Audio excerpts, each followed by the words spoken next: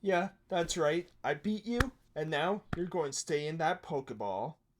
Yeah, I'm a master of beating video games.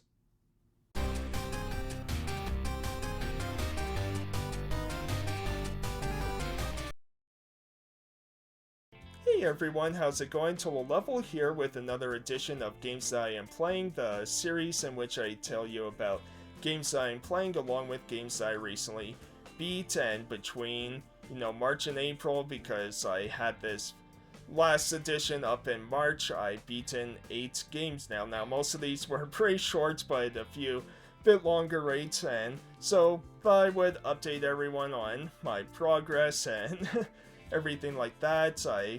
Let me know in the comments down below about your games that you played and beat in recent weeks and everything. And yeah, I think we'll just get started. And how I'll do this is, I usually start with the games that I beat, and then we'll go into games that I'm playing. And for this one, I think I'm going to give a review score out of 10 for each of these simple 0.5 iterations in between. I won't go like a 7.7 or anything. It'll be like 7 or 7.5 out of 10, right? So yeah. And yeah, the first game I want to talk about is Dragon Age the Veilguard. So this one was a bit disappointing. I was like, at first I was really excited for this because I love Dragon Age, even the ones that people didn't really like, like Dragon Age 2, disappointing, but I still enjoyed it. And Inquisition, I found, is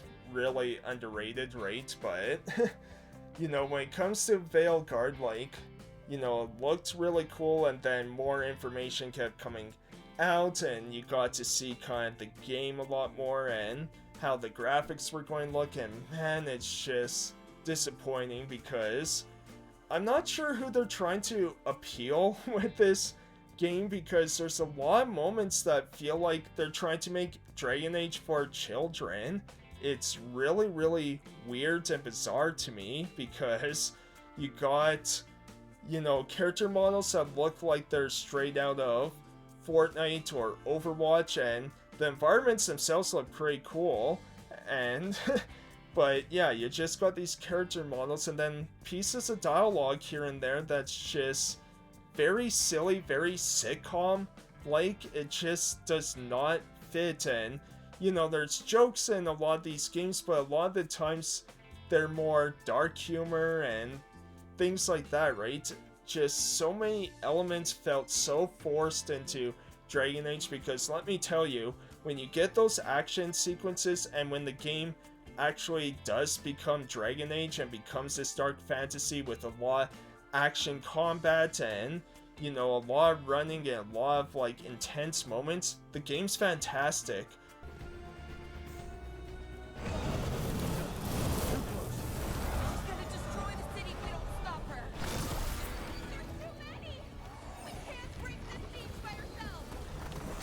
Trying to! Just need to trap that archdemon!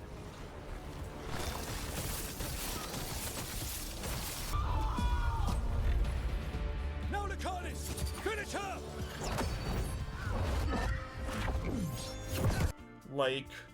The combat system isn't the greatest or anything. It's pretty repetitive, it's pretty, just one note, but when you get those moments of just dragons appear and you are running for your life and cities are being destroyed, it's fantastic. But it's bogged down by a lot of these weird moments that I'm just like, okay, are you trying to make this game for children? Because, it's still dark fantasy, it's still supposed to be for adults, and there's just a lot of those moments in here, right? So yeah, I don't know. Let me know what you guys think about Dragon Age the Veilguard. It seems to be all over the place with people, but for me, I think I would give this a 6 out of 10. Like I said, I didn't hate it, but just too many things that really did bug me.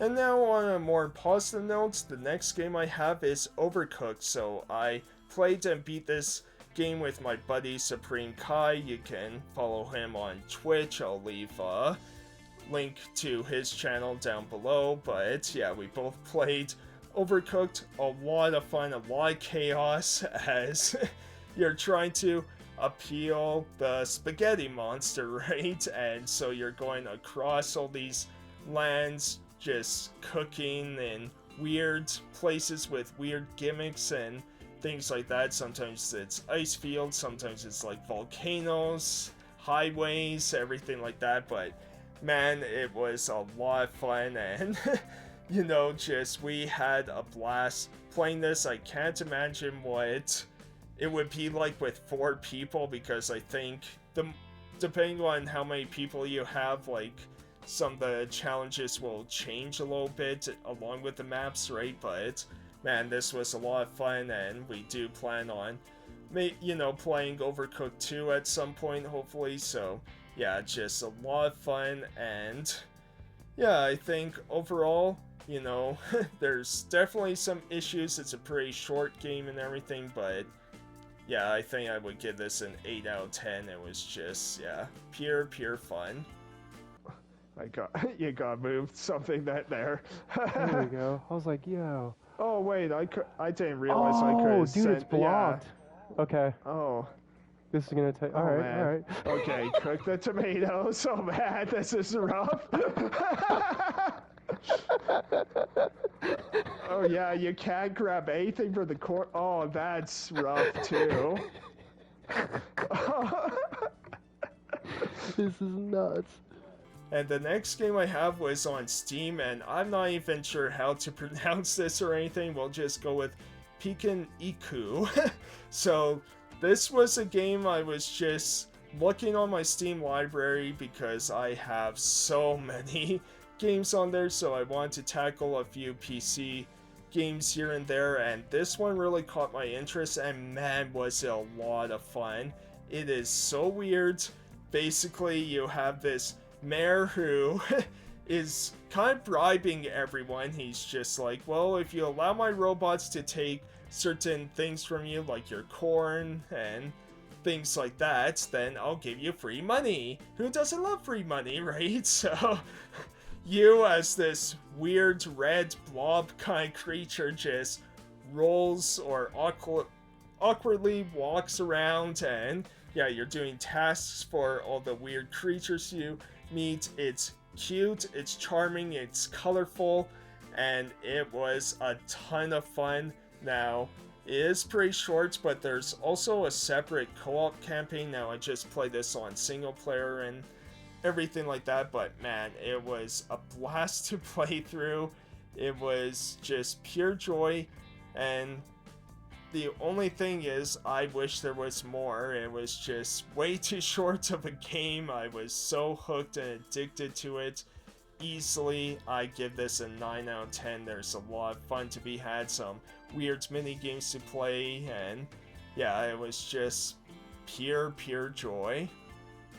The next game I have, which is also a game I played and beat with Supreme Kai, and that is Teenage Mutant Ninja Turtles Shredder's Revenge. So play this on PS5, and yeah, just a ton of fun, you know, great animation, great pixel art graphics. It's beautiful, it's nostalgic, and it's just simple to play. You know, it's a simple beat 'em up. Yes, it's short, but this is just the perfect kind of palate cleanser, especially if you just played and beat a really long game. This is just the perfect game to play after a long gaming session and everything like that. And yeah, we definitely got help from a third party, because someone joined us near the end of the game, and yeah, they were just destroying the final boss. Like, they helped me and Supreme Kai so much throughout that fight. But yeah, it was just a blast to play, a lot of fun, and yeah, we may do more Teenage Mutant Ninja Turtle stuff with like Cowabunga Collection. We'll see about that, but yeah, that was just, yeah, had a ton of fun with it. But again, it is short, so because of that, probably give it like an 8.5 out of 10. It was just a perfect game to play for, just an hour or two, right? It's just great beat 'em up fun. Raph joined. Hey, buddy. The Reese Gaming guy again? Alright, so...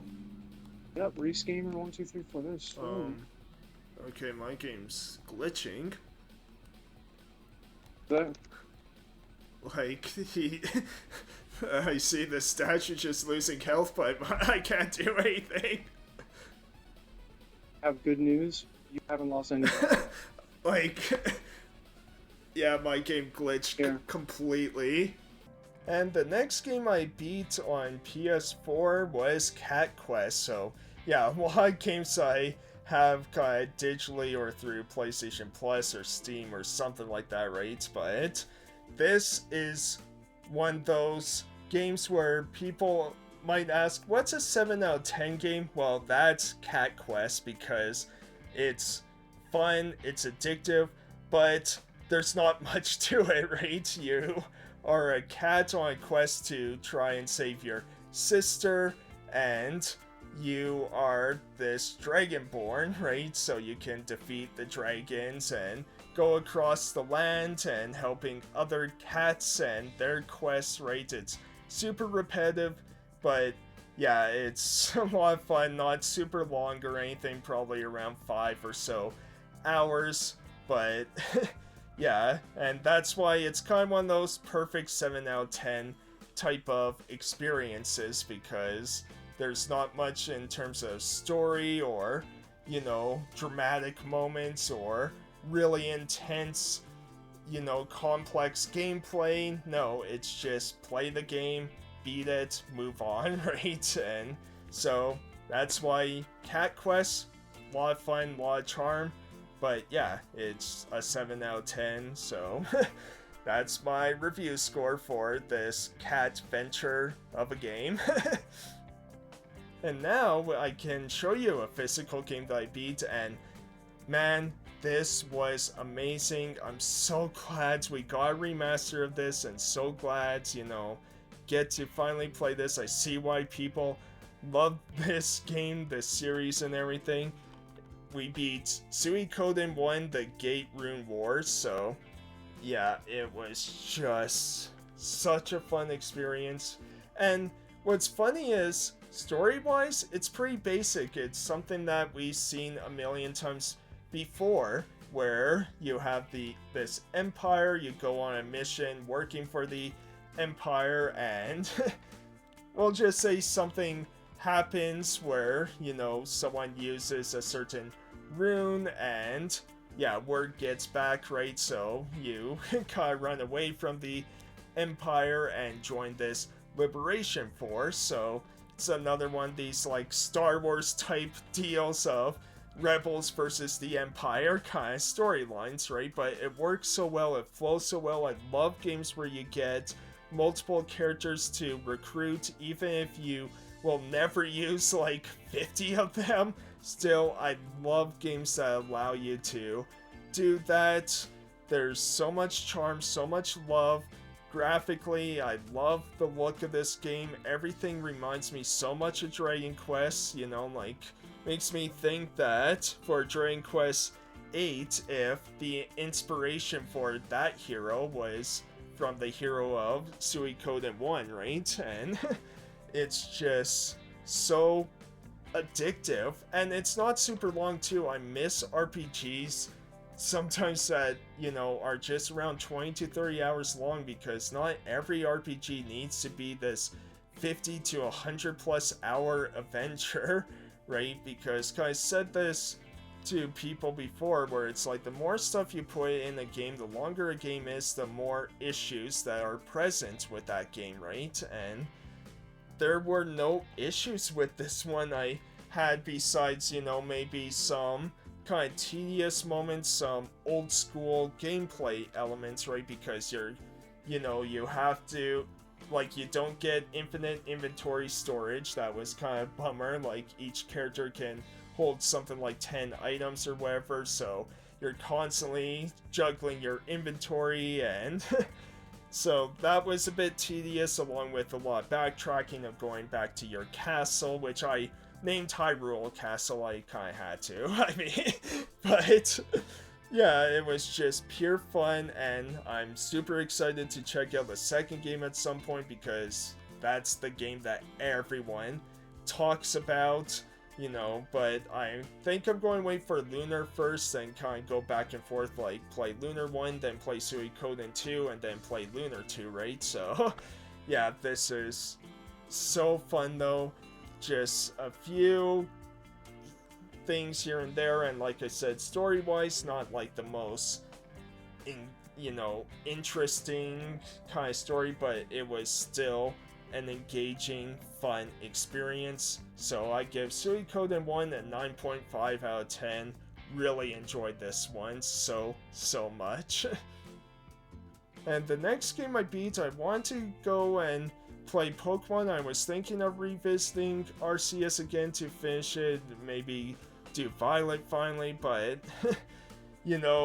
wasn't really into those ones, especially RCS, right? And so I wanted to go back and beat a game that I started that I was having a lot of fun with, Pokemon Let's Go Eevee with the Pokeball accessory. Really enjoyed this game, really had a blast with it, and yes, there's issues, it's kind of this promotional game for Pokemon Go, right? So there's a lot of catching, and sometimes it's a little too much catching to do, but man, it was just fun going through Kanto. And again, yes, like not the greatest graphically, character models and environments are pretty basic, but like I said, just going through Kanto again, it's a remake of Pokemon Yellow, so to revisit my childhood all over again was an absolute blast.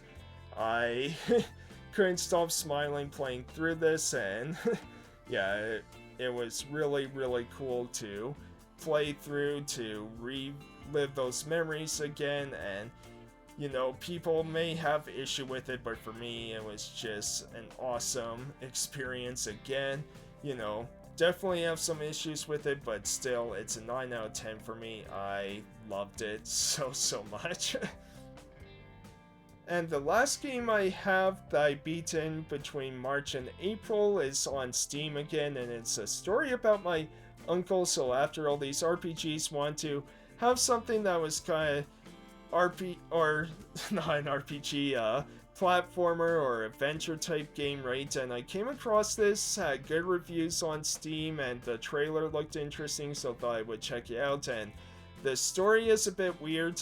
You're this dad who's telling his daughter a bedtime story about his uncle, and you kind of explore your uncle's house as a kid, and you go and find this grapple hand thingy that he left for you, and you get transported to this frog planet that, yeah, your uncle apparently traveled to, so you're trying to look for your uncle on this weird planet. And yeah, the perspective's really weird, because even though you're a child, you're super low to the ground, yet your hand looks like an adult hand. It's very strange, I found.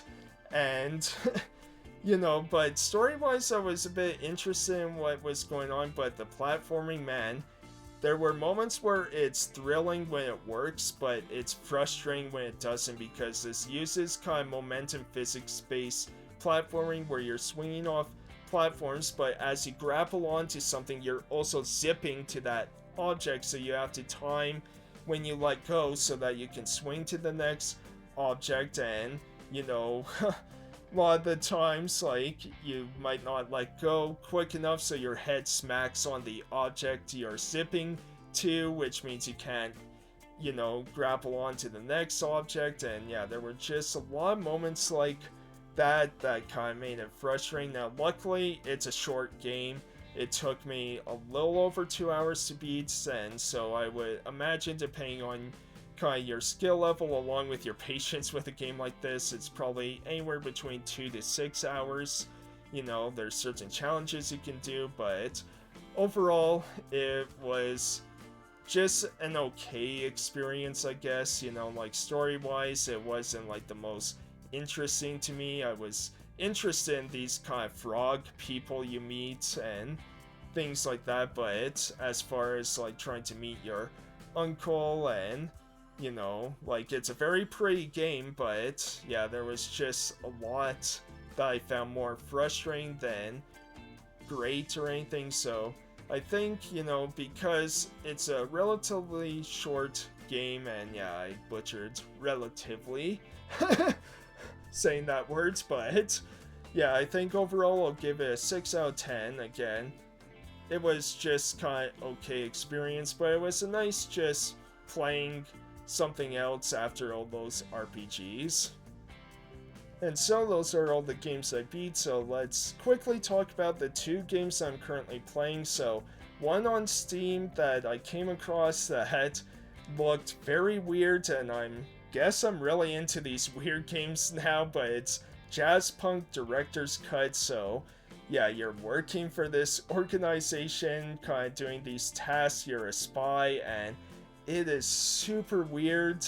Like, I don't even know how to explain it. Like, you're looking at the gameplay and I can't explain how this game is, because you're doing certain tasks, you're doing certain side quests you can find, and it's a lot of fun. I'm having a blast with it, but yeah, it is so strange of things you can do. Like, I was knocking birds out of the sky. There's a lot of references to other pop culture stuff. Like, I was near the end of my first mission, and yeah, like I was hitting the emergency for ice or something, so fire came out and the fire was hurting me, which was doing the GoldenEye effect for health, which was funny and interesting, right? But yeah, I'm having a lot of fun. I'm very interested in what this game ends up being, what the end is, because right now it is a complete fever dream, and I'm sure the whole game is a fever dream. And then the last game I'm playing, which yeah, I started a while ago, did streams on it, and now I want to go back and finish it, and it's Harvestella. Really was having a lot of fun with this one, playing it on stream and things like that. So if people want me to play this on stream, let me know. Like, I kind of stopped just because, you know, RPGs, they are longer, so I'm not sure how interesting it would be for people to continuously see me just farm and defeat the same enemies over and over again, right? But let me know if you want to see more, because yeah, it is a lot of fun. I do really enjoy this, and now, yeah, it's kind of my lead up to Lunar, I guess, right? Before it comes out. So yeah, it's kind of interesting. You have this season of death called Quietus, and you're kind of investigating why this Quietus is happening, and you're gathering these fairies. It's yeah, very interesting and a lot of fun. Harvestella, really enjoying this. So again, let me know if you want to see me continue this on stream. And so those are all the games that I have beaten, along with ones I'm currently playing. So I hope you enjoyed. Like I said, let me know in the comments down below which games you are playing and have beaten in the recent few weeks here. Would love to hear all your thoughts of everything I'm playing too down below, and all your games, everything like that. Really appreciate all you for watching. Thank you so much, and I'll see you next time. Thanks everyone. Have a great rest of your day. Hey everyone, thanks for watching. Really appreciate it. If you enjoyed what you saw, be sure to leave a like, comment, and subscribe to see more. Also follow me on X, Twitch, Bluesky, and I am back on Facebook now. All links will be on my About page, so follow me there. Even if it's just for the skits I do, I need someone to follow me.